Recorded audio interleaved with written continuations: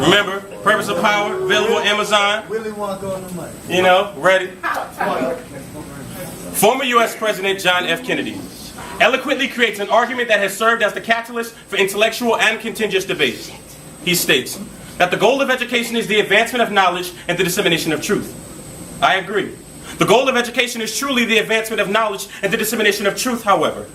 We as African American men have been lying to ourselves for years. Think back. Since the inception of HBCUs in 1837, we have sought to provide the highest forms of education possible to minorities worldwide, especially black men. But we can see an alarming issue plaguing our black colleges today.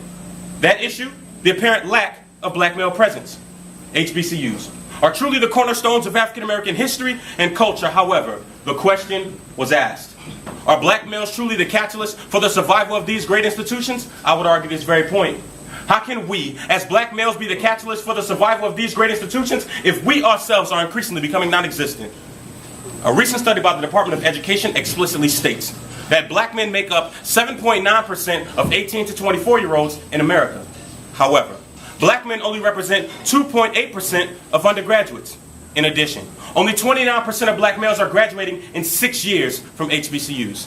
Credible scholars argue that this is indeed due to a lack of positive male role models and the absence of the male in the home. Moreover, I contend a different reason. These young men were never taught how to properly utilize their bodies since birth. Here's why. They have never been taught how to stay ahead of the game, therefore they see all of the wrong things. They know right from wrong, yet they speak all of the wrong things out of their mouth, so the devil consistently taps their chin. They bear the weight of the world on their shoulders, designed to keep their back straight and their chest out to stomach the pain. But they waste time on things they don't need, like thighs and legs, don't allow their ankles to support them, so they consistently stay defeated.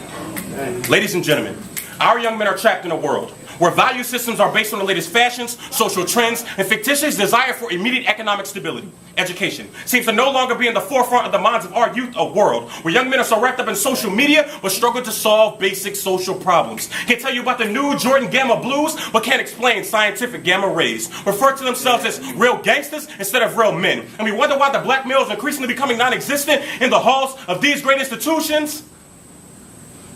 As I come to a close, I'm reminded of the sentiments of the late, great Dr. Martin Luther King, who once proclaimed that the time is always right to do what's right. And at this point, the right thing to begin doing is telling these young men the truth. A wise man once stated that adversity is the first path to truth.